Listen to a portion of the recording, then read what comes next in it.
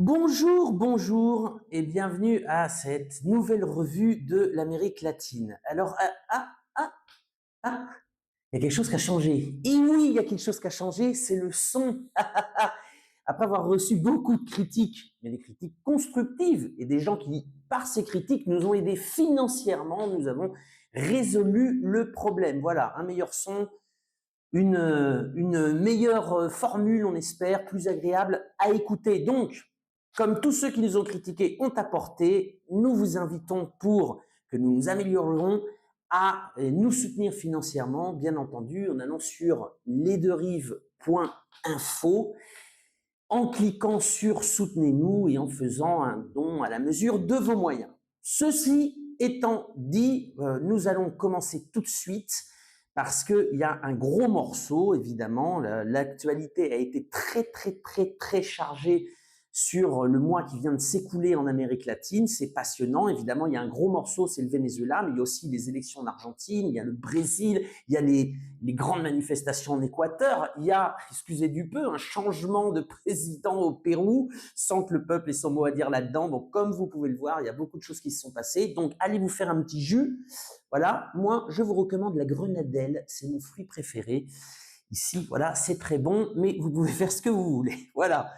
On commence, même avant de commencer, je vais vous demander deux choses. La première, c'est de vous inscrire sur notre chaîne YouTube, pour nous suivre, être attentif à tout ce que l'on va publier les prochaines semaines, les prochains mois. Et puis, la deuxième chose, c'est de partager cette vidéo parce que dans le monde occidental, nous sommes rentrés en mode propagande, notamment contre le Venezuela, contre les pays caribéens. Les États-Unis sont en train de réagrouper, évidemment ça c'est le gros morceau, on va le traiter tout de suite, sont en train de réagrouper leurs forces et il pourrait se déclencher des actions guerrières et belliqueuses. Et effectivement, les médias mainstream ont déjà commencé la propagande à suivre en fait les éléments de langage de Washington. Donc pour avoir un autre son de cloche, partagez cette vidéo, faites-la connaître à tous vos réseaux sur les réseaux sociaux, etc., etc. Alors, on commence effectivement. On commence en rappelant, bien entendu, que nous sommes à 58 ans de la mort du Che. Alors pourquoi le 9 octobre? Pourquoi je commence par là? Eh bien, je commence par là parce que Che Guevara avait une phrase assez connue. Il disait: avec l'empire des États-Unis, on ne peut pas confier ni un tout petit peu. Et voilà, et on va parler effectivement d'empire et d'impérialisme avec, on commence tout de suite, c'est le gros morceau évidemment, avec le Venezuela. Alors il y a eu plusieurs choses qui sont passées. Je précise avant tout que cette vidéo est filmée le 30 octobre, voilà, 2025. Je dis ça parce que peut-être même que dans la journée du 30 octobre ou le 31, les choses vont évoluer. Ça évolue très rapidement. En ce moment, il y a beaucoup de choses qui se passent évidemment dans les Caraïbes, en Amérique latine en général, mais particulièrement au Venezuela et dans les Caraïbes. Alors, durant le mois d'octobre, il y a eu déjà, parler du Venezuela avant de parler de l'action belliqueuse des États-Unis, la rencontre entre les ministres des Affaires étrangères, donc Ivanjin Lavrov à Moscou, une rencontre placée sous le signe de l'amitié et de la coopération. Et puis, on se rappelle, là je vous renvoie à la vidéo du mois de mai 2025, où M. Poutine et M. Maduro avaient signé un accord stratégique intégral. C'est un accord que Moscou a avec très peu de pays, notamment la Chine, la Corée du Nord, l'Iran et donc le Venezuela, et donc qui touche absolument tous les domaines. Et cet accord donc avait été signé par les deux présidents. Le Sénat, le timing est très bon, comme vous pouvez le voir. Le Sénat russe vient de le signer et dans la foulée, M. Poutine, le président russe, de le ratifier. Donc l'accord est effectif. Voilà.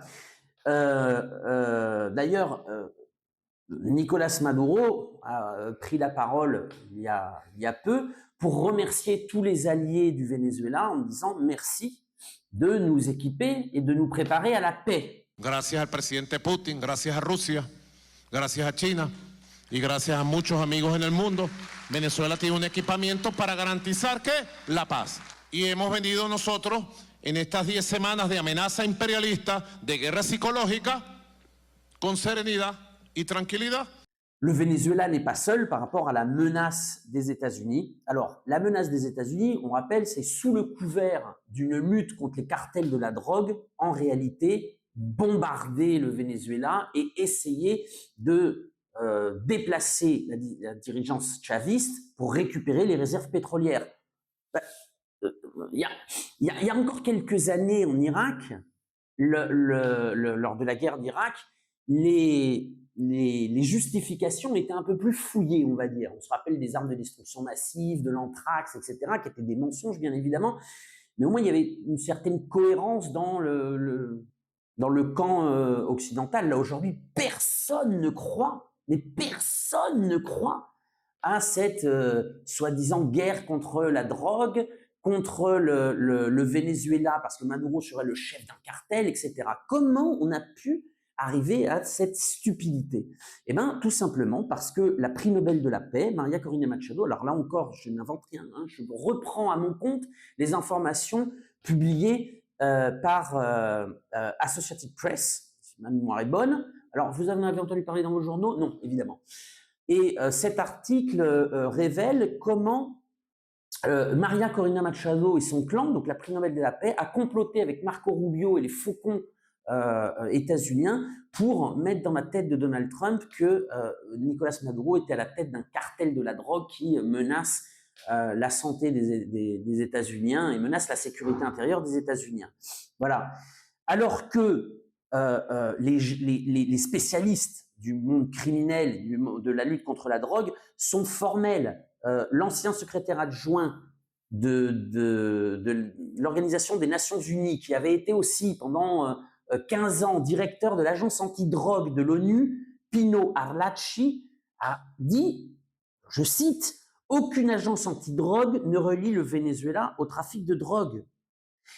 Raison pour laquelle il considère que les accusations contre Maduro, contre le Venezuela, sont fantaisistes. Je rappelle encore une fois, j'en ai déjà parlé, mais il faut le rappeler, que l'agence antidrogue de l'ONU, mais aussi les services états-uniens, ont montré que la plupart de la drogue passe par la côte Pacifique. 87% de la drogue passe par les ports colombiens et équatoriens du Pacifique et remonte jusqu'au Mexique. 5% ou 6% passent par la côte atlantique de la Colombie et seulement 4% sur le Venezuela. Le Venezuela a la grande malchance d'être le voisin du premier producteur de cocaïne au monde, la Colombie, le deuxième étant le Pérou, le troisième étant la Bolivie. Le Venezuela ne produit pas de cocaïne. Le Venezuela ne fait pas transiter la cocaïne. On entend Donald Trump surenchérir dans les accusations où il accuse la Chine d'écouler du fentanyl aux États-Unis par le Venezuela et commercialisé par le Mexique. Donc là, on nage en plein délire. On nage en plein délire, mais en réalité, la raison est très simple. Et la raison de l'action belliqueuse que préparent les États-Unis contre le Venezuela va nous la révéler Jeffrey Sachs. Jeffrey Sachs, c'est pas un chaviste. Jeffrey Sachs, on se rappelle, c'est l'auteur de la libéralisation de l'économie russe et bolivienne dans les années 80-90. Et pourtant, Jeffrey Sachs est formel. On va l'écouter. Venezuela has the world's largest reserves of oil. We're trying to steal them, pure and simple. It's not even complicated. This has nothing to do with narcotics trafficking at all. This is an insult to our intelligence to watch this smirking gangster discuss this way. He's the one, by the way, Lindsey Graham's the one who says, oh, we got to fight in Ukraine because they have $10 trillion of minerals. He's just a simple gangster who works in an organized crime mob called the U.S. government. Formel 1, bon, voilà, on y va. Pour le pétrole, encore une fois, on reviendra dans une analyse. Je vais continuer sur le Venezuela. Dans la conclusion, on verra ce qui est en train de se jouer au-delà de ça. Non. Alors, qu'est-ce qui s'est encore passé avec le Venezuela durant ce lourd et chargé mois d'octobre? Eh ben, Maria Corina Machado, la principale opposante, la plus radicale, a reçu le prix Nobel de la paix. Je ne vais pas m'étendre. J'ai fait une vidéo sur le sujet sur cette chaîne YouTube. J'en ai fait une aussi sur la chaîne du Grand Soir. Vous pouvez aller consulter l'une ou l'autre.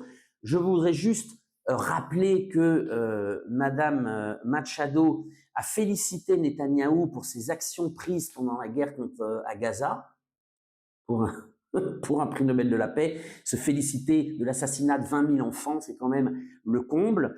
Et que Maria Corina Machado demande et implore une intervention militaire aujourd'hui contre ce qu'elle considère comme son pays. Voilà. Alors, vous allez me dire, mais comment les Norvégiens ont pu décerner le prix Nobel à une telle femme, à une telle va-t-en-guerre, etc. Bon, quelle est la principale industrie de la Norvège? Le pétrole, c'est 24% de son PIB. Qui possède les premières réserves pétrolières au monde? Le Venezuela. Merci, au revoir. On passe à autre chose. Alors, on passe à autre chose, toujours en parlant de pétrole, c'est l'amélioration de l'économie vénézuélienne avec une augmentation de la production pétrolière ces derniers mois, surtout depuis août, mais ça a encore augmenté. Donc, le Venezuela est aujourd'hui à 1 150 000 barils par jour. Alors, évidemment, c'est bien en deçà de ce que le Venezuela produisait avant les sanctions et le blocus des États-Unis, qui était à 2 millions, 2 millions 2, etc. Mais ça a quand même repris par rapport au grand moment de la catastrophe des premières années du blocus, où le Venezuela n'était pas préparé, n'avait pas monté cette espèce de structure parallèle et presque pirate pour pouvoir vendre son pétrole comme il le veut finalement, pour passer au-dessus du blocus décrété par les États-Unis et où la production était tombée à 300 000 barils par jour. Donc, effectivement, le Venezuela a amélioré son économie aussi, notamment en devenant autonome au niveau alimentaire. Il y a une industrie qui est en train de se faire en fonction des besoins de l'industrie agricole aussi. Alors pour ceux qui connaissent le Venezuela, c'est fantastique. Je vous renvoie à une interview que j'ai faite l'année dernière. On trouve sur le site Les Deux Rives, bien entendu, du ministre de l'économie du Venezuela qui explique très bien tout ça, enfin l'ancien ministre, je crois qu'il n'est plus ministre. Et voilà. Alors, on continue aussi. Donc, selon Bloomberg, ça c'est important aussi pour le pétrole vénézuélien, la Russie est devenue le premier vendeur de nafta pour le Venezuela. C'est très important ça. Pourquoi ? Parce que le nafta est essentiel pour diluer le pétrole extra lourd vénézuélien. Or, à cause du blocus, avant le Venezuela l'achetait à l'Inde, notamment à l'entreprise Reliance, et à cause du blocus, l'Inde avait arrêté de vendre du pétrole, et finalement, chose quand même extraordinaire, c'est que des entreprises états-uniennes avaient été exemptées de sanctions pour pouvoir le vendre au Venezuela, et le peu de nafta que le Venezuela pouvait avoir pour diluer son pétrole extra lourd, ça venait des États-Unis. C'est fini.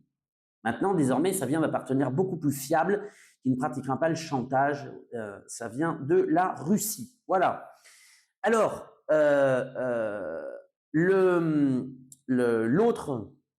autre nouvelle, Donald Trump, président des États-Unis, a autorisé les opérations secrètes de la CIA au Venezuela. On va écouter Donald Trump pour voir pourquoi. Il explique pourquoi il a autorisé les opérations secrètes.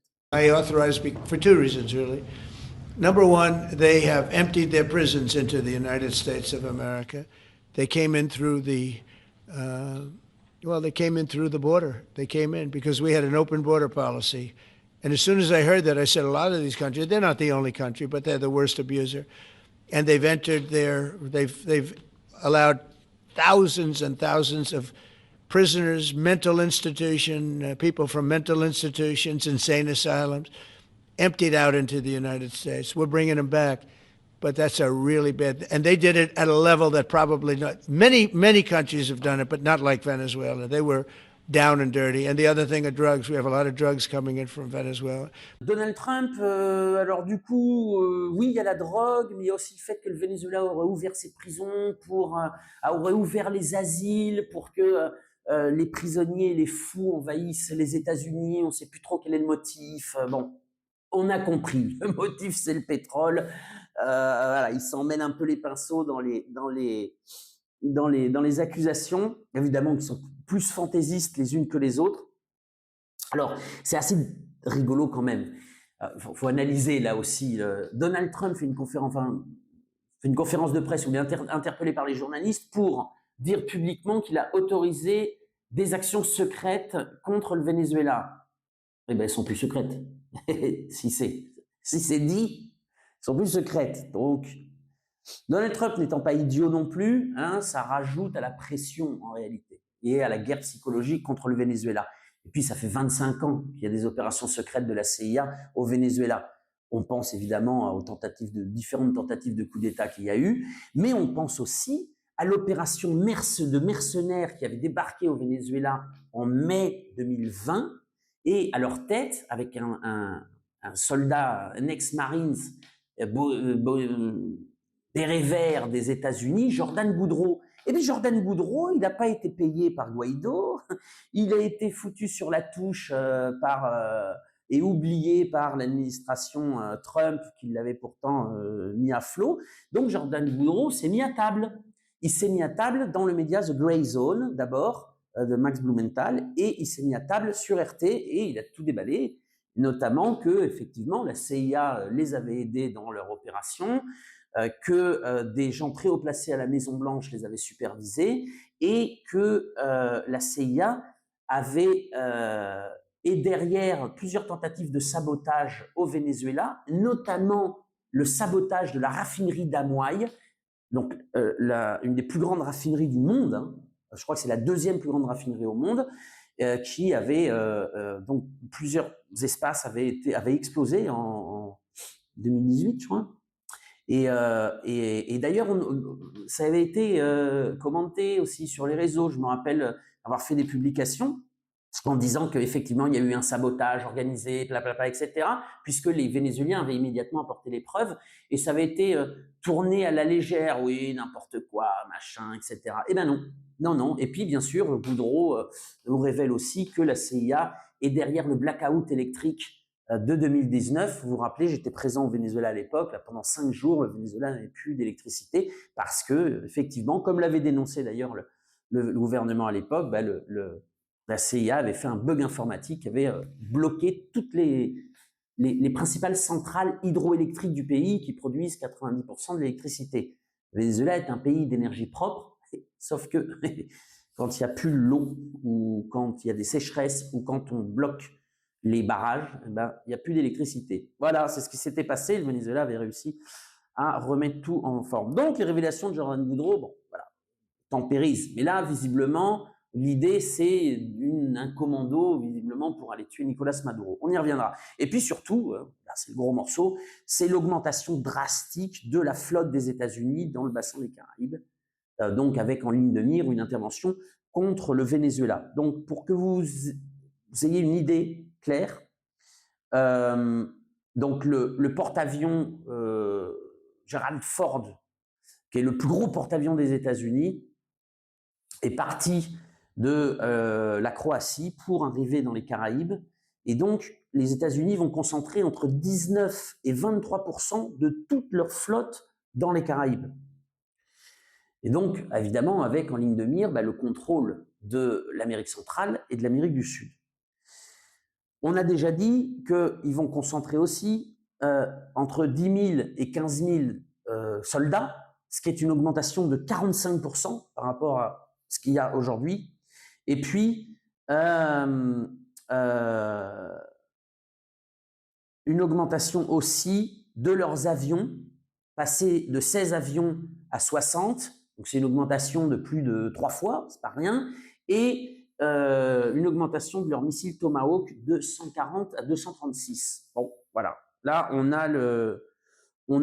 va mettre un petit graphique qui explique tout ça, voilà, pour que vous ayez aussi sous les yeux. Donc, augmentation de la flotte des États-Unis dans les Caraïbes. Et alors là où il y a eu aussi cette flotte, donc c'est le SOCOM, c'est-à-dire l'armée impériale des États-Unis pour le contrôle de l'Amérique latine, et l'amiral Halsey, qui commandait donc toute cette troupe, qui avait été nommée il y a à peine quelques mois par Donald Trump en remplacement de Laura Richardson. Eh bien, l'amiral a démissionné. Voilà. Peut-être qu'il ne veut pas être mouillé dans les crimes qui vont certainement se commettre dans les prochains jours et qui sont déjà commis contre des bateaux, soi-disant des bateaux de narcotrafiquants, mais qui ont été dénoncés en étant des simples barcos de pêche. Donc, il y a eu déjà si on fait la somme de tout, une trentaine de personnes assassinées par les États-Unis qui utilisent des missiles contre des petits bateaux de pêche. Voilà. Et donc évidemment, c'est une menace gigantesque. Il manque l'étincelle et il va y avoir ces prochains jours des exercices conjoints entre Trinidad et Tobago et donc cette flotte états-unienne. Trinidad et Tobago, on va mettre une carte. Trinidad et Tobago, c'est à grosso modo 30-40 km du Venezuela par mer. Et le gouvernement vénézuélien a arrêté des mercenaires en lien avec la CIA. Alors on peut rire aujourd'hui de ça, comme on avait pu rire du sabotage de la raffinerie d'Amouaï, du sabotage de l'industrie électrique, etc. Dans quelques années, évidemment, ça sortira à la lumière. C'est un hispanisme, ça. Mais en tout cas, le Venezuela a dénoncé que le Trinidad et Tobago était en train de préparer un attentat sous faux drapeau, du style la baie de Tonkin, du style le Couvre, du style un auto-attentat fait par les États-Unis contre un de leurs navires pour par la suite accuser le Venezuela et trouver le casus belli qui enflammerait les Caraïbes et le Venezuela. Alors, là, sur la carte, vous avez vu quand même, il y a aussi un gros morceau, puisqu'il y a le Venezuela, donc il y a Trinidad et Tobago, le Guyana et le Brésil. Et le Brésil joue gros dans cette affaire, joue très gros. On va écouter ce que Lula a dit justement sur le Venezuela et sur les menaces des États-Unis et comment il propose, dans sa rencontre avec Donald Trump lors du sommet APEC, comment il propose une sortie de crise par le haut avec une négociation pour éviter que l'Amérique latine, qui est déclarée zone de paix depuis 40 ans, devienne le théâtre de conflits guerriers. Todo mundo diz que a gente vai transformar o Brasil na Venezuela. E o Brasil nunca vai ser a Venezuela e a Venezuela nunca vai ser o Brasil. Cada um será ele. O que nós defendemos é que o povo venezuelano é dono do seu destino e não é nenhum presidente de outro país que tem que dar palpite de como vai ser a Venezuela ou vai ser Cuba. Eu coloquei a questão da Venezuela para ele, dizendo que pelo noticiário do jornal, eu estou vendo que as coisas estão se agravando e disse para ele que era extremamente importante levar em conta a experiência que o Brasil tem como maior país da América do Sul, como o país economicamente mais importante, que tem como vizinho, sabe, quase toda a América do Sul, que levasse em conta a necessidade, aquilo que precisar o Brasil ajudar na relação com a Venezuela. Contei para ele, inclusive, o grupo dos amigos que nós criamos em 2003. Eu tinha apenas 15 dias de mandato. 15 dias de mandato, quando eu estava em Quito, na posse do presidente, sabe, do Equador, e o Chávez estava com um problema com os Estados Unidos, eu propus a criação de um grupo de amigos, criamos um grupo de amigos e conseguimos garantir que houvesse um referendo de que, sabe, nós estamos à disposição para ajudar e queria que ele levasse em conta de que nós somos uma zona de paz. Nós não queremos trazer os conflitos de outra região para o nosso continente. Voilà. Alors, le Brésil, effectivement, joue très gros là-dessus, parce qu'il joue sa crédibilité comme puissance du Sud global, il joue sa crédibilité comme médiateur, mais au-delà, c'est d'ailleurs pour ça que Lula dit « Le Brésil est un grand pays, nous avons de l'expérience, nous sommes la première économie du continent, etc. » C'est-à-dire, rien ne devrait pouvoir se faire en Amérique latine sans le Brésil. Sauf que là, si les États-Unis décident de bombarder unilatéralement, ils réduisent le pouvoir diplomatique du Brésil à celui du Guatemala. Voilà. Et au niveau de la puissance du Sud global, le Brésil en prendrait bien évidemment un coup, d'une part, et puis il aurait un foyer de déstabilisation à sa frontière avec un morcellement des territoires, parce que ça c'est important.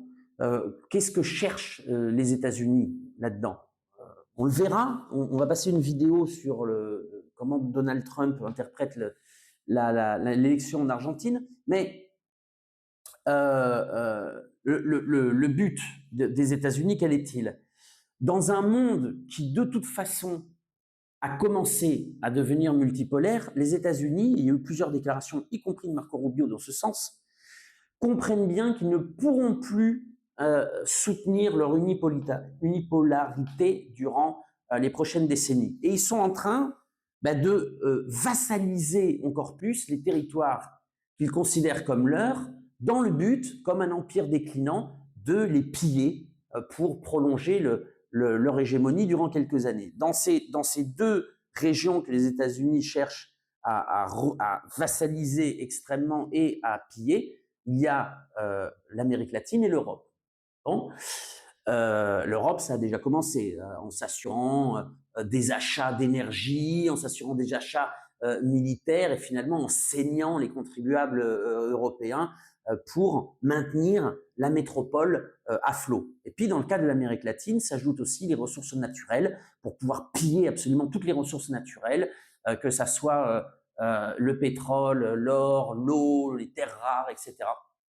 Les États-Unis ont besoin d'une Amérique latine sous contrôle, avec la complicité d'une élite totalement inféodée, et c'est ce qui se passe en Amérique latine, puisqu'il y a toute une élite en réalité qui se considère comme faisant partie du monde occidental, et des peuples qui essaient, ou en tout cas ont vocation à s'émanciper et à construire des États indépendants, et une Amérique latine intégrée et coopérante. Voilà, par exemple, là c'est le cas ce qui avait mené à la création d'UNASUR, la création de la CELAC, organismes, alors de la CELAC notamment, qui sont quand même très muets en ce moment. Il n'y a pas une grande solidarité face aux menaces des États-Unis contre le Venezuela. Pourtant, et nous allons le voir, ça ne concerne pas que le Venezuela.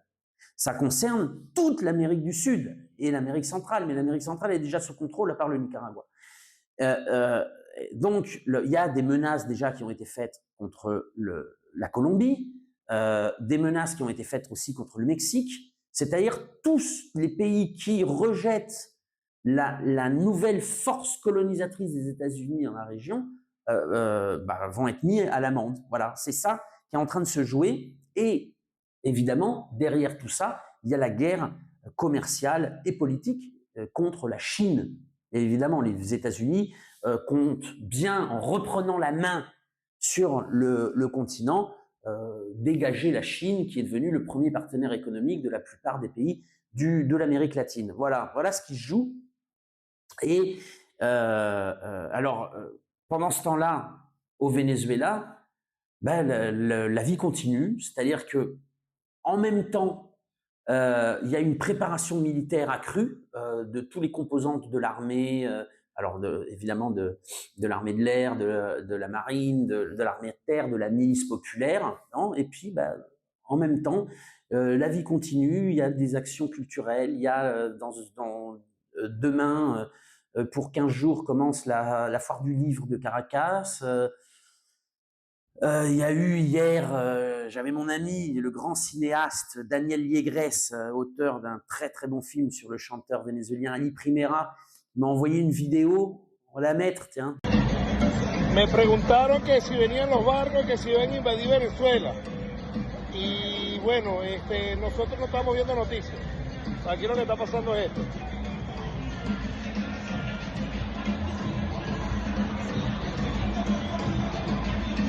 35.000 locos cayéndose a palo y viendo el Caracas Magallanes. Cualquier vaina ya veremos mañana. Lo queremos. Voilà, c'était le OM-PSG du Venezuela, la Magallanes contre Leones en baseball. Vous avez vu la foule de gens qui vivent leur vie. Et puis, le gouvernement n'essaie pas de tomber dans le piège, parce que le Venezuela, je vous rappelle, est sous blocus, même si la situation économique s'améliore, elle est toujours très tendue. Et le gouvernement essaie de ne pas tomber dans le piège, de dévier toute son attention et ses ressources vers la défense du territoire et la guerre qui s'annonce. Et Maduro et son gouvernement continuent de diriger le pays. Voilà. Alors diriger le pays, ça veut dire, comme on peut le voir sur les images, être avec la population, assister à des réunions, etc. Et dans un sens, moi, je lui tire mon chapeau à Nicolas Maduro, parce que imaginez la pression quand l'Empire états-unien a déclaré vouloir vous tuer, continuez à faire, à danser et à apporter finalement une certaine joie de vivre à tout son peuple. Voilà, chapeau le président du Venezuela. Et donc, cette façon que le Venezuela a même si les nuages semblent arriver sur les côtes, de continuer à administrer le pays et à résoudre les problèmes de la vie quotidienne des gens. Comme on va le redire à chaque fois. Les États-Unis ont 15 000 soldats, donc vont avoir 15 000 soldats dans les prochains jours dans les Caraïbes. Personnellement, je pense que c'est évidemment trop peu pour une invasion militaire et conquérir tout le territoire. Une opération coup de poing, essayer d'aller capturer ou tuer Maduro, c'est possible, mais c'est très risqué. De même que essayer de conquérir des espaces de territoire, aller essayer de conquérir une raffinerie, par exemple. Tous ces éléments sont possibles, mais risqués. Une invasion comme en Irak, comme il y a 20 ans, avec 15 000 hommes, même si vous avez toute la logistique et le soutien depuis les bateaux dans les Caraïbes, je pense que c'est trop peu. Je rappelle que l'armée vénézuélienne, c'est 300 000 personnes, la milice populaire, c'est aux alentours de 6 millions de personnes armées. Alors vous pouvez en rire avec Donald Trump, mais il y a toute une chaîne de logistique, de commandement et surtout de contrôle territorial et de commandement décentralisé qui font que avec 15 000 hommes, contrôler le Venezuela est assez difficile. Et puis surtout, il y a le Brésil et la Colombie qui se sont déclarés contre une guerre.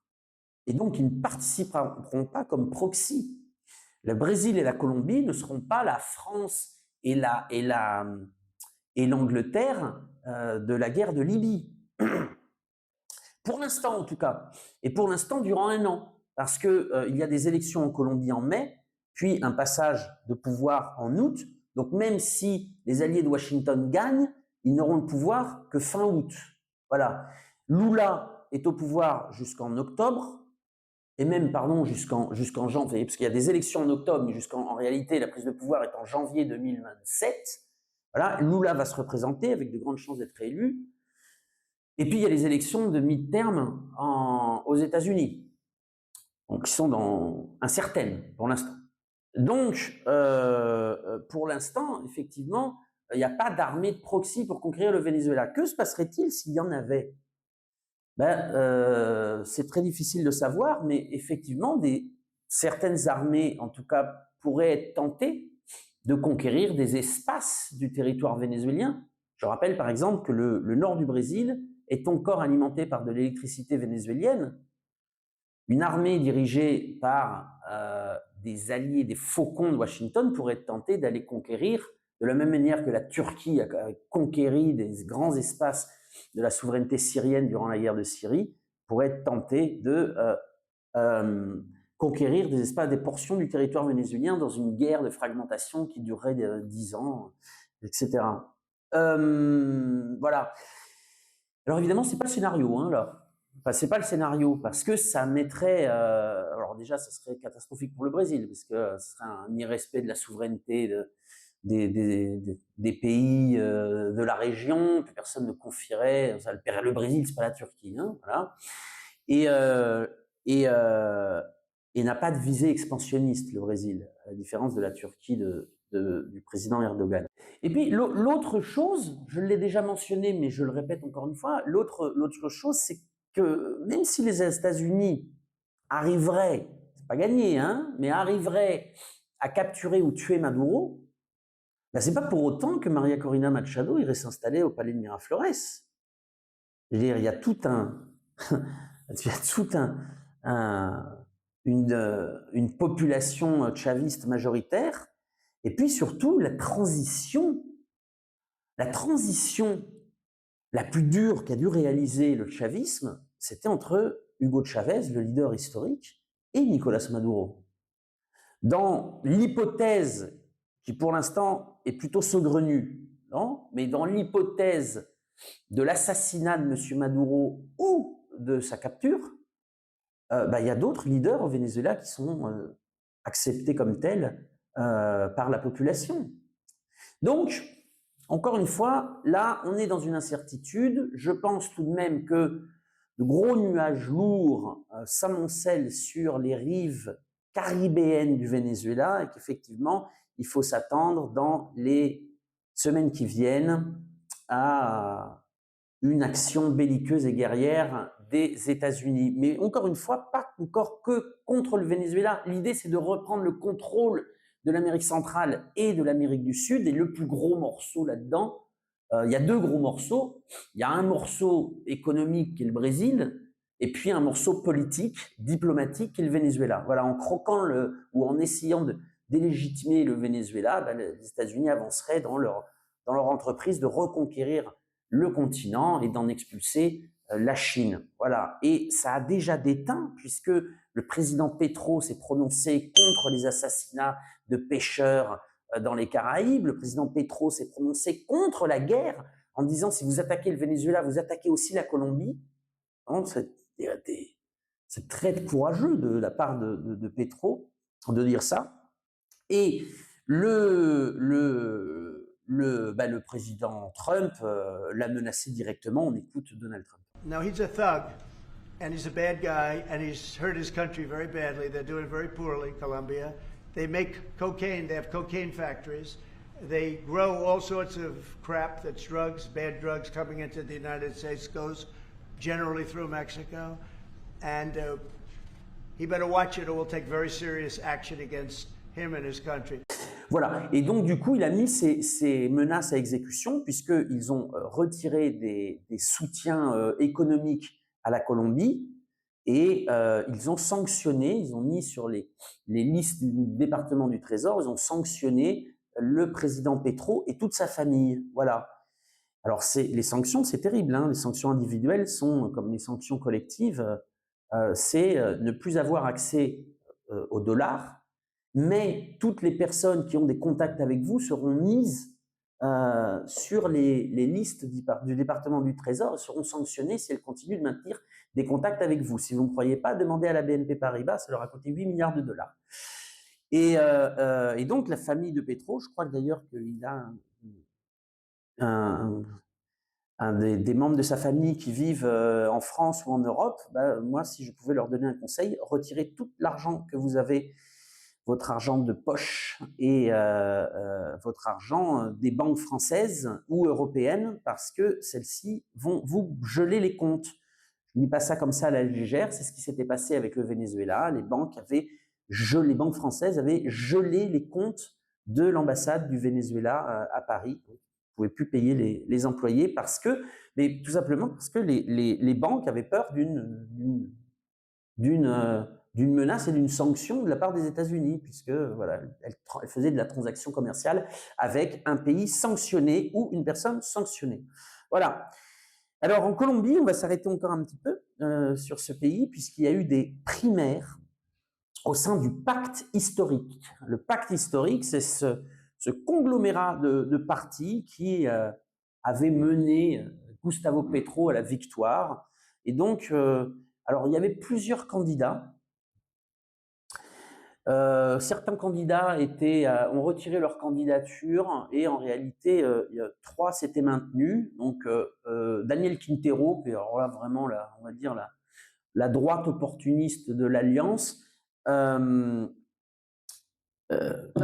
Carolina Corcho, excusez-moi, j'ai un trou de mémoire, ça arrive aussi. Carolina Corcho, qui avait été une brillante ministre de la Santé du président Petro et qui s'était retirée il y a 2 ans, je crois, qui s'était retiré donc du gouvernement de manière assez franche en disant au président, je me lance dans la campagne pour les primaires et j'ai envie de parcourir le pays. Et donc, c'est ce qu'elle a fait. Et le troisième, c'était Ivan Cepeda. Ivan Cepeda, sénateur donc de gauche depuis plusieurs années, le fils d'un politicien assassiné il y a encore plus longtemps. Ivan Cepeda est un politicien connu qui a beaucoup joué notamment dans la condamnation de l'ancien président Álvaro Uribe. Et donc les résultats sont tombés, donc déjà une grande participation. Alors même si ça ennuie effectivement certains en disant « Ah, Petro a fait 11 millions de voix et il n'y a eu que 2,3 millions à la primaire, c'est un échec ». Non, une élection présidentielle, c'est pas une primaire. Évidemment, ça n'a échappé à personne. Et Ivan Cepeda est arrivé en tête avec un peu plus de 60% des voix, Carolina Corcho deuxième avec près de 40%, et puis Daniel Quintero quelques miettes derrière. Donc voilà, on a des leaders qui se sont distingués par les voix du peuple. Alors ça ne veut pas forcément dire que Ivan Cepeda sera le candidat de l'Alliance, non, parce que celle-ci doit désormais aller chercher d'autres alliés, et notamment au centre. Voilà. Et donc on verra dans les prochains mois qui sera le candidat. Et puis ça dépend aussi de comment la Colombie va osciller aussi.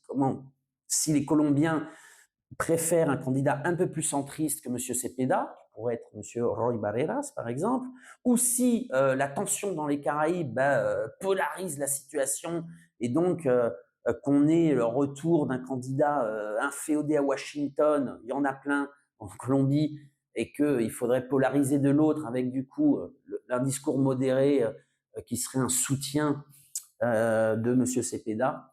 Pour l'instant, il est trop tôt pour le dire, néanmoins, voilà, M. Cepeda est celui qui a gagné les primaires du pacte historique. Voilà, on passe à l'Argentine, bien évidemment, puisque les sondages sont évidemment plantés. Les élections qui avaient eu lieu dans la province de Buenos Aires, qui avaient donné le péronisme gagnant en septembre, évidemment faisaient penser que le péronisme pouvait mettre en déroute M. Milei, puisqu'en plus son modèle politique ne tenait que par le renflouement de milliards de dollars par les États-Unis pour éviter au peso de se recasser la gueule, voilà, au peso argentin. Donc, M. Milei a gagné. Pourquoi? Bon, la première. Alors, je vois défiler des chiffres qui viennent évidemment de mauvais perdants, hein, on va dire. Qui montre, alors les chiffres sont réels, effectivement, qui montrent que Milei a fait le score, le pire score de la droite libérale depuis des décennies. C'est vrai qu'il y a eu une énorme abstention, la plus grande abstention depuis 83. C'est vrai aussi qu'en chiffre absolu, le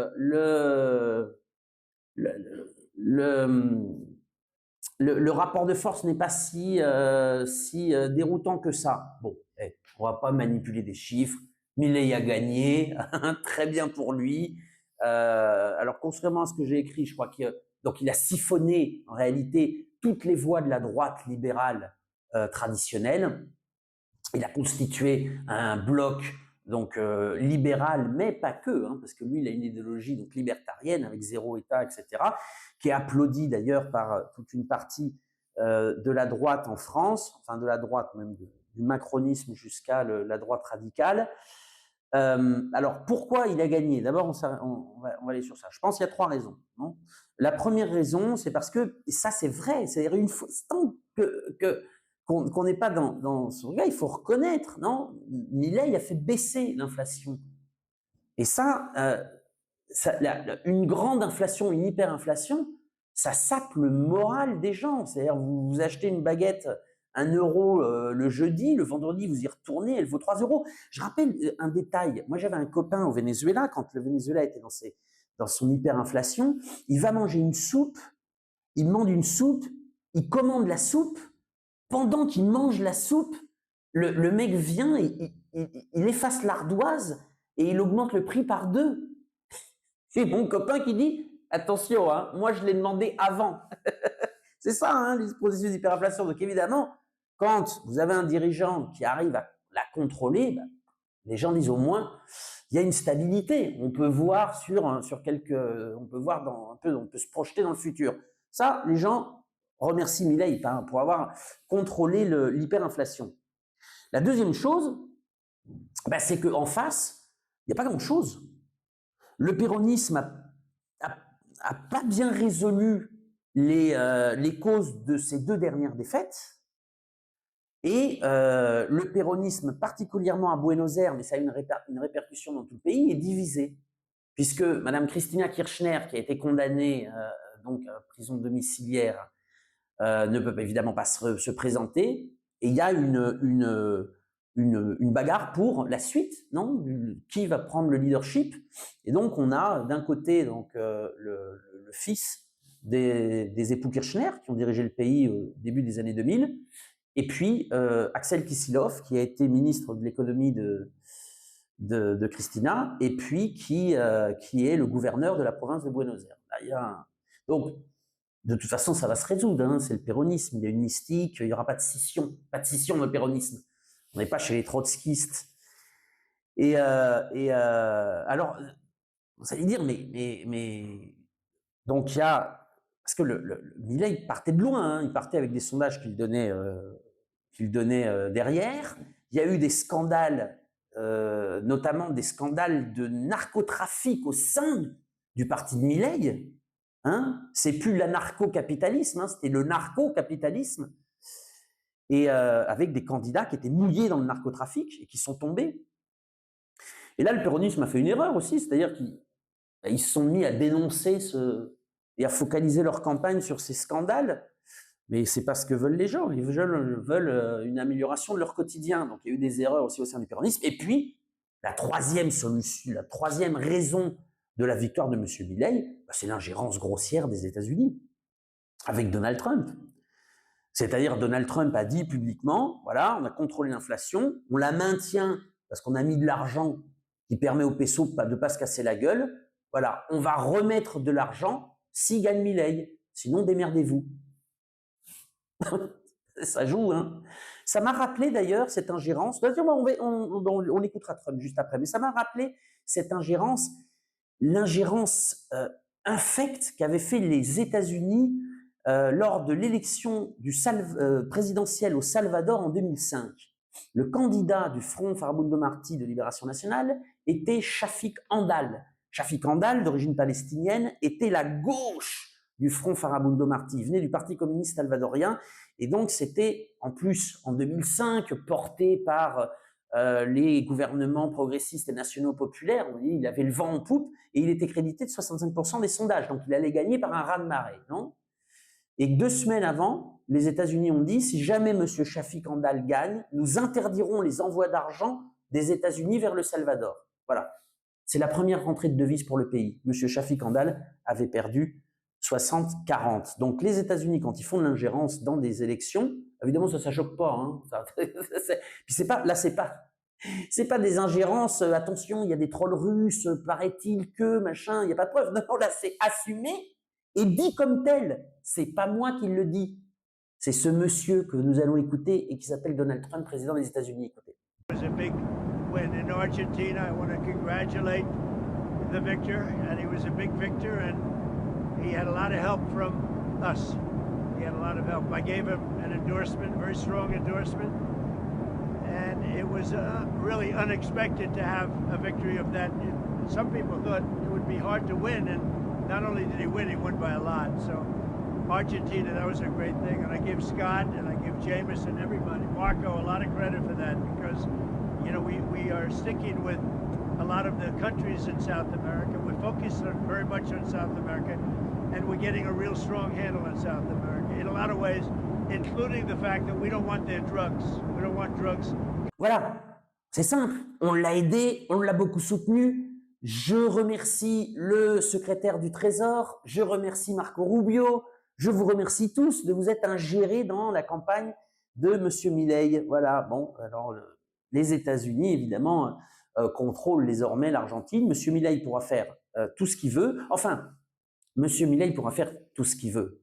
En réalité, ceux qui font tout ce qu'ils veulent, c'est ses conseillers économiques ou son ministre. D'où viennent-ils? Tiens, regardez un petit peu cette petite photo. C'est sympathique, non? On a le ministre de l'économie, Tutto Caputo, qui a été à JP Morgan entre 94 et 98, le vice-ministre de l'économie, José Luis Daza, à JP Morgan entre 92 et 2000. Nous avons le président de la Banque centrale, et Santiago Bausili, qui était à JP Morgan entre 96 et 2007, et son vice-président, Vladimir Werning, qui était à JP Morgan entre 96 et 2016. Donc, c'est pas M. Milei qui va faire tout ce qu'il veut dans le pays, c'est JP Morgan. Voilà, et les grandes banques. Et ça, je voudrais revenir dessus parce que j'ai quand même rappelé sur les réseaux sociaux qu'on ne peut pas se déclarer patriote et libertarien, comme l'a fait par exemple Madame Knafo. Mais ce n'est pas la seule. Ça n'a pas de sens. Le libertarisme de M. Milei, c'est le véritable mondialisme. C'est vendre le pays à la découpe à tous les intérêts. Et les intérêts nationaux ne sont pas ceux qui gagnent. Ce sont les intérêts étrangers. Ce sont les entreprises étrangères qui viennent se gaver du pays et le piller. On ne peut pas non plus être patriote en abandonnant toute une partie de ses citoyens dans la misère. C'est pas possible. Voilà. Ou alors c'est une version complètement erronée du patriotisme. Ou erronée, je ne sais pas. En tout cas, c'est pas la mienne. Donc, effectivement, alors, il y a des gens qui disent non, mais ça va durer, M. Milei va pouvoir maintenant, alors là c'est vrai pour le coup, appliquer son programme et on va voir, l'Argentine va se relever. Et l'Argentine va se relever pour qui? Encore une fois, le programme de M. Milei, il a été appliqué à la lettre par Alberto Fujimori, le président péruvien, dans les années 90. Je vis dans un pays où je vois 30 ans après les conséquences du programme de M. Milei aujourd'hui en Argentine. Au Pérou, effectivement, la monnaie est soi-disant stable, il n'y a pas eu d'inflation depuis 30 ans. Alors ça, c'est pas vrai, encore une fois, si la monnaie est stable, effectivement, en revanche, les prix ont augmenté. Hein. Les prix de biens courants, les prix de l'immobilier, ça a été multiplié par 5, par 6, etc. Mais effectivement, la monnaie est stable. La croissance a été continue, c'est vrai, la croissance est continue. À peu près depuis les années 2000, elle est de 3 à 5% par an depuis donc 25 ans. Bon, là, c'est vrai. Maintenant, le Pérou, c'est 52% des gens qui vivent en insécurité alimentaire. Selon la FAO, selon l'ONU. C'est récemment, là, c'est durant le mois d'octobre, la grande firme d'enquête, Gallup, qui a fait une enquête en Amérique du Sud, pardon, en Amérique latine et dans les Caraïbes, en demandant s'il vous était arrivé lors du dernier mois de ne pas manger une fois par jour par raison d'argent. 67% des Péruviens. 67% des Péruviens. 43% des Péruviens, des enfants péruviens de 0 à 3 ans, un enfant sur deux, souffrent d'anémie. Dans des zones rurales mais riches en ressources minières qui participent à la croissance, ce chiffre monte à 70%, 2 gamins sur 3, en sachant les séquelles que ça fait dans le développement cognitif d'un adulte. C'est 40% du territoire qui est sous concession privée, la plupart sous concession privée étrangère. Hein, les patriotes, il est beau le modèle. Le Pérou, c'est 75% d'économie informelle. Donc, où il n'y a pas de contrat collectif, il n'y a pas de protection sociale, il n'y a rien.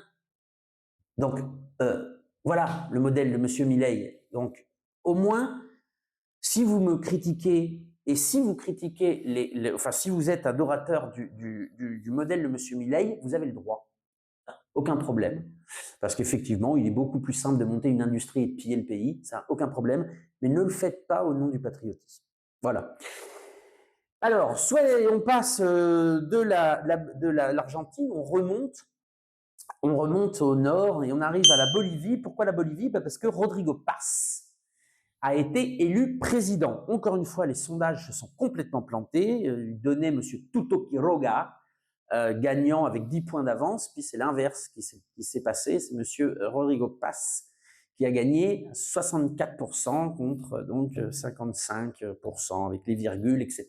Non alors qu'est-ce qui s'est passé? Pour tout ce qui est Rodrigo Paz, qui est M. Tuto Quiroga, je vous rappelle que nous avions couvert le premier tour des élections en Bolivie. Nous avions d'ailleurs annoncé la victoire surprise de M. Rodrigo Paz avant tout le monde. Voilà, petit coup d'autopromotion, sans aucune humilité, mais j'étais particulièrement fier de ce coup-là. C'était évident, en fait, quand on était sur place, même si les sondages disaient le contraire, il suffisait d'aller dans les zones populaires et d'écouter les gens. Et puis, donc, là, Rodrigo Paz a été élu. Pourquoi? Eh bien, parce que cette fois-ci, Evo Morales, qui avait appelé à voter blanc ou nul en réalité, au premier tour, le vote nul avait fait 20% des voix, donc un capital électoral de 20% pour M. Morales. Cette fois-ci, il n'a pas donné de consigne de vote. Et je vous rappelle que le vice-président de Rodrigo Paz, M. Edman Lara, est très populaire parmi les couches les plus humbles de la société, c'est-à-dire les couches qui avaient voté pour le MAS ou pour Evo Morales durant les 20 dernières années. Et donc, ils sont allés voter pour le moins pire, parce que de l'autre côté, c'était le candidat de Washington, néocolonial, néolibéral, va-t-en-guerre, etc. Et surtout, un candidat qui proposait de revenir au modèle précédent l'État plurinational, c'est-à-dire de revenir au modèle de l'apartheid qui régnait en Bolivie avant 2005. Donc voilà, les Boliviens, notamment les classes populaires, ont décidé de donner la victoire à M. Rodrigo Paz. D'ailleurs, vous pouvez regarder les voix, les régions qui donnent Rodrigo Paz gagnant ou Rodrigo Paz gagne sont les mêmes régions qui ont donné pendant 20 ans le MAS gagnant. Voilà. Alors, il a déjà pris, alors il prend possession le 9 novembre, mais il a déjà commencé à parler. Alors, il s'est entretenu avec Maria Corina Machado, il a dit qu'il allait reprendre des relations avec Washington, qu'il allait sortir de l'ALBA, donc l'alternative bolivarienne pour les Amériques, l'alliance bolivarienne pour les Amériques, donc qui est cette alliance supranationale basée sur la coopération qu'avait lancée le Venezuela, Cuba, l'Équateur, la Bolivie et plusieurs pays de la Caraïbe.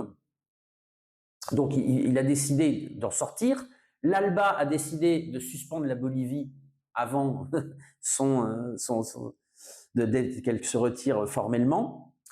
Et il a décidé aussi que le 9 novembre, il n'inviterait pas les présidents du Nicaragua, Cuba et le Venezuela. Bon,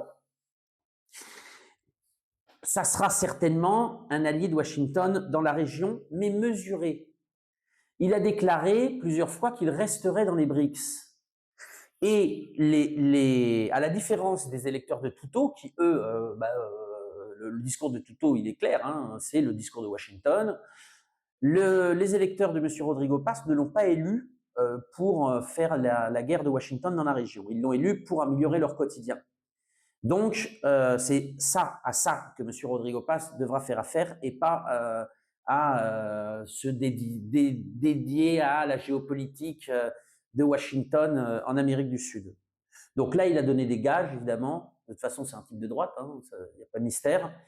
Mais il ne va pas l'avoir facile. Pourquoi il ne va pas l'avoir facile? D'une part, parce que M. Rodrigo Paz n'avait pas de parti inscrit pour pouvoir participer. Il a donc participé sur les listes d'un parti déjà existant, le Parti démocrate chrétien, qui lui est un parti de droite.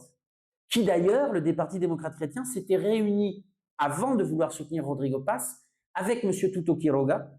Et il y a eu un schisme au sein du parti au moment où les instances de ce parti ont décidé de soutenir Rodrigo Paz et pas M. Tuto Quiroga. Et donc, le fait est que, évidemment, avec cette candidature, il a, et surtout celle de Edman Lara, son vice-président, plusieurs membres du Parti démocrate chrétien ont été élus et donc vont avoir, depuis le législatif, une politique pas très différente, finalement, de celle des partisans de M. Tuto Quiroga. Ils peuvent former un bloc. Ça, c'est le premier handicap.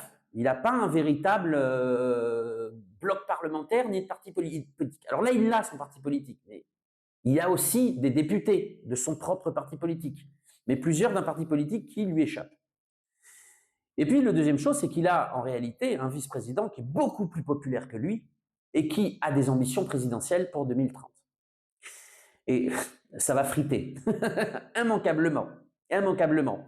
D'ailleurs, Edman Lara a déclaré il y a quelques jours « Monsieur Rodrigo Paz, le président, ne me répond plus au téléphone. » Ça commence. Ils n'ont pas encore pris possession de la charge. Et Edman Lara, comme vice-président, contrôle le pouvoir législatif, selon la constitution bolivienne. Donc, il va y avoir un micmac et il ne va pas avoir un mandat très facile. Nous verrons, évidemment, nous suivrons et nous analyserons tout cela. Nous passons à un autre pays de la région qui est l'Équateur. Alors l'Équateur, là ça va pas du tout bien en Équateur, même si Daniel Noboa a été réélu avec de grands soupçons de fraude. Hein. L'Équateur traverse une crise depuis plusieurs années et là il y a eu des très très grandes manifestations parce que de manière progressive, les gouvernements donc néolibéraux qui ont pris le pouvoir depuis 2017, depuis 2017, à la suite de la révolution citoyenne de Rafael Correa, ont décidé d'enlever progressivement les subventions aux combustibles. Ça a commencé avec l'essence, alors ça touchait évidemment tout le monde, tous les citoyens, et notamment ça a donné de grandes manifestations dans les années passées, et puis là il restait le diesel. Alors le diesel, c'est évidemment le combustible que les paysans utilisent dans les tracteurs ou dans les camions pour acheminer la nourriture dans les villes. Et donc, le mouvement indigène, qui a été évidemment très impacté, particulièrement dans la Sierra, dans la montagne, a fait des manifestations, et des manifestations qui se sont même poursuivies dans le nord de l'Équateur, dans le nord de la chaîne montagneuse de l'Équateur, parce que l'Équateur est un pays divisé. Alors c'est très pratique pour le tourisme, parce que c'est un petit pays qui est divisé entre la jungle, la montagne et la mer. C'est très joli, j'ai vécu. Alors je vous déconseille le tourisme, hein. C'est un pays qui est sous la coupe des cartels de drogue en ce moment. C'est très dangereux, c'est le pays le plus dangereux d'Amérique latine, après avoir été un havre de paix durant les 10 ans de la Révolution citoyenne. Voilà, le pays se comparait avec la Suisse de l'Amérique du Sud. Bah voilà, c'est devenu une succursale de l'enfer, malheureusement. C'est un très très beau pays. Et donc voilà, et les mentalités, les cultures sont très différentes, en fait, en fonction des différences géographiques, on va dire. Non, et donc dans le nord de la cordillère, à Otavalo notamment, la révolte s'est poursuivie, et notamment s'est plus poursuivie que dans le reste du pays. Et même quand l'organisation indigène a décidé d'abandonner la lutte, les instances nationales, eh bien, ils ont continué la lutte, ils se sont fait réprimer comme jamais. On va mettre quelques images. Voilà, donc l'Équateur est en ébullition. En plus, comme vous pouvez l'imaginer, la baisse des subventions sur le diesel va entraîner une hausse des prix du panier de la ménagère, hein, évidemment, parce que ça va coûter plus cher de produire et plus cher d'emmener dans les marchés et supermarchés.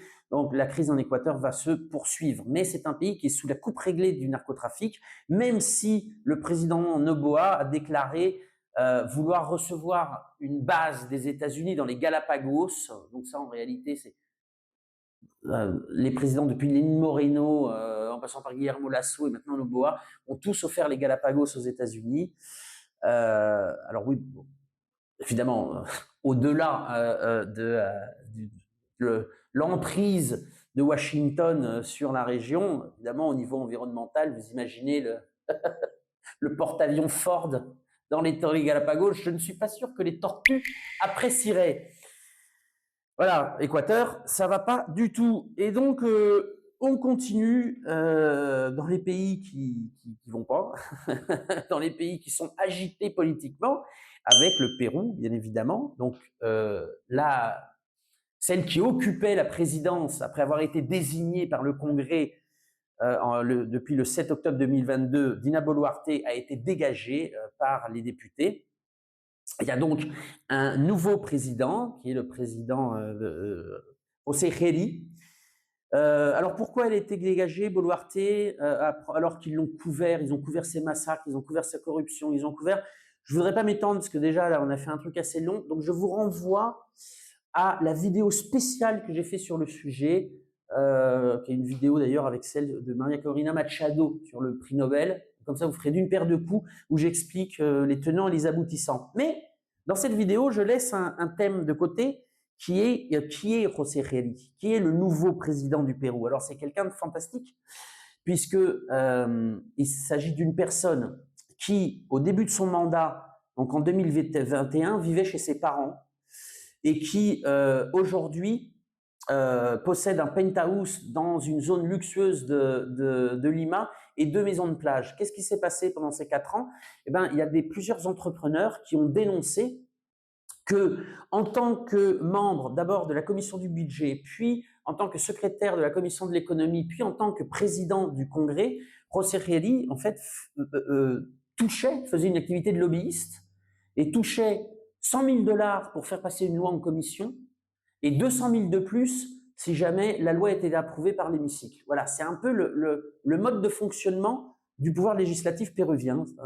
Un régime totalement mafieux, ça marche pareil dans l'exécutif. Alors, donc il y a quand même des plaintes, hein, il y a des enquêtes pour enrichissement illicite. Il y a aussi une enquête pour viol, parce que selon la plaignante, il lui aurait, donc était une collaboratrice, il lui aurait mis du burundanga, du GHB, dans son verre pour pouvoir la violer par la suite. C'est quelqu'un qui a eu la bonne idée de la veille d'être nommé président, d'arrêter de suivre sur les réseaux sociaux 300 comptes pornographiques ou d'OnlyFans. Et visiblement, pour tous ceux qui le connaissent, c'est un espèce de maniaque sexuel. Donc voilà le nouveau président du Pérou qui n'a pas été élu par le peuple. José Réli a reçu 10 000 voix pour être député. Le dernier président du Pérou, Pedro Castillo, en a reçu 9 millions. Voilà. Ce qui nous donne pour le Pérou 8 présidents en 9 ans. C'est pas mal. On fait mieux au Pérou on a plus de présidents au Pérou que de premiers ministres en France. Ça montre le déclin de modèles démocratiques, que ce soit au Pérou ou en France. Ça, c'est sûr. Pas de stabilité et bien évidemment une ingouvernabilité permanente. Alors, il y a eu des manifestations qui ont été encore une fois réprimées avec une violence insoutenable, notamment un policier qui a tiré à balles réelles sur un manifestant et qui l'a assassiné. Voilà. Et le problème du Pérou, c'est qu'il n'y a pas de perspective à court et à moyen terme. À court terme, va se donner des élections en avril. Alors, José Réli ira au bout de son court mandat. Pourquoi? Parce qu'il a le soutien, déjà il a un parti, à la différence de Boluarte. Il a le soutien de tous les partis néolibéraux, donc il lui assure une majorité commode au Congrès. Il a le soutien parce qu'en tant que lobbyiste, il a fait passer notamment l'infâme loi sur les zones économiques spéciales privées qui donne au secteur privé national et international des portions de territoire où, en plus d'être exemptés d'impôts, ils peuvent poser les normes laborales et environnementales qu'ils veulent. C'est lui qui l'a fait passer. Donc, il a le secteur du capital péruvien avec lui, et dans le secteur du capital péruvien, évidemment, les médias du capital péruvien, voilà, y compris les enquêtes, non? C'est pour que vous descendez dans la rue, vous demandez si les gens sont contents du nouveau président, les gens vont dire, bah non, la situation elle est pire, elle est pareille, etc., et les sondages lui donnent 45% de soutien. Bon, bref, il va aller jusqu'au terme de son mandat. Par contre, il n'y a aucun débouché. Il y a eu la condamnation pour terrorisme d'un candidat de la gauche péruvienne, Guillermo Bermejo, qui était député. C'est-à-dire que pendant 4 ans et demi, il a siégé comme député, et puis, au bout d'un moment, alors que il avait été jugé 2 fois pour affiliation à une organisation terroriste, 2 fois le tribunal lui avait donné raison, avait désestimé. Le tribunal constitutionnel avait annulé tout ça. Il est repassé une 3e fois devant les juges Et il a été condamné à 15 ans pour terrorisme, alors qu'il allait être le candidat d'une alliance de partis de gauche. Et même si personnellement, je pense qu'il n'aurait pas gagné, il n'avait pas une grande chance de l'emporter, mais quand même, quelles sont les preuves de son affiliation avec une organisation terroriste qui serait le Sentier Lumineux? Alors, je rappelle que le Sentier Lumineux a perdu la guerre en 92, il y a eu quelques réminiscences pendant quelques années, et puis c'est fini. Aujourd'hui, il y a d'anciens membres du Sentier Lumineux qui se dédient au trafic de drogue dans les régions montagneuses du Pérou. Et il n'y a rien à voir avec une organisation politique, et encore moins terroriste. Le Sentier Lumineux fait plus d'attentats terroristes, va plus dans des villages de paysans à zigouiller tout le monde, etc. C'est particulièrement, c'est terrible. Et puis, même si jamais il avait visité, parce que en fait, quelles sont les preuves des personnes retournées de cette organisation ou des personnes de la police infiltrées? Mais il n'y a aucune preuve. Ils disent non, les preuves s'accumulent, il y a des vidéos. Ben, on veut les voir, les vidéos, mettez-les sur YouTube. Ils ont mis quelques vidéos sur YouTube, on voit cet ancien député, Guillermo Bermejo, prendre un café sur une place à Huanta. Enfin, je veux dire, il n'y a aucune preuve, on ne les voit pas ensemble. Enfin, c'est vraiment abracadabrantesque. Et évidemment, le problème, c'est que ça crée une jurisprudence. Et cette jurisprudence peut s'appliquer à n'importe quelle politique qui oserait contester le régime actuel. Voilà. Et qu'est-ce qui reste du castillisme? Castillo s'est allié avec un petit parti de gauche, Juntos por el Perú, et ce parti a profité pour mettre, alors qu'il y avait d'autres candidats qui auraient pu porter les couleurs de ce parti, c'est donc le président de ce parti qui est un membre du Congrès, donc un député, et qui a la particularité d'être l'antithèse parfaite de ce que veulent les Péruviens comme candidats. Je vous avais dit dans une vidéo que j'ai participé à une enquête qualitative sur justement, entre autres, pas que sur ça, mais entre autres sur quelles caractéristiques voulaient que les Péruviens voulaient de leur prochain président ou prochain candidat. Et le candidat de Castillo, alors là, il fait une énorme performance. Il condense absolument tout ce que ne veulent pas les Péruviens. Donc, on s'attend là, évidemment, entre la gauche traditionnelle qui voit son candidat aller en prison et puis le camp national populaire qui peut pas qui va droit dans le mur, hein, on ne peut pas dire le contraire. À court terme et à moyen terme, le Pérou va continuer de promouvoir finalement son régime mafieux et libertarien, et puis de s'enfoncer dans la crise, hein, parce que les chiffres que je vous ai dit il y a quelque temps, ils sont pas jolis, et puis les gens ont faim. Les gens ont faim, voilà. Donc, c'est pas des grandes nouvelles qui nous viennent du continent ces mois-ci. Alors, quand même, on finira sur une touche intéressante. C'est le vote traditionnel, comme chaque année, contre le blocus à Cuba. Et alors, là, c'est intéressant parce que l'année dernière, puis les années précédentes, il y avait seulement 2 pays qui votaient pour le blocus à Cuba, c'était les États-Unis et Israël. Et cette année, il y en a eu d'autres. Il y a eu l'Ukraine, évidemment, la Macédoine du Nord, le Paraguay. Le Paraguay, c'est un des 13 pays ou des 11 pays qui ne reconnaît pas la Chine. Le Paraguay continue de reconnaître l'île de Taïwan comme l'autorité l'autorité sur toute la Chine continentale. Bon, le Paraguay, évidemment, vote contre le blocus. Israël, alors évidemment, aucune surprise là-dessus. La Hongrie, très bien, Monsieur Orban, bravo, en droite ligne des États-Unis. Et l'Argentine. Alors l'Argentine, c'était rigolo parce que l'année dernière, l'Argentine avait voté contre. Ça avait coûté la tête de la ministre des Affaires étrangères.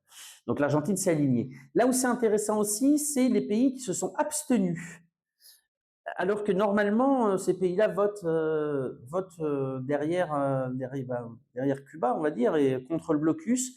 On a la Bosnie-Herzégovine, le Costa Rica, la République tchèque, l'Équateur, l'Estonie, la Lituanie, la Lettonie, des États baltes, étonnant. Le Maroc, étonnant. La Pologne, étonnant.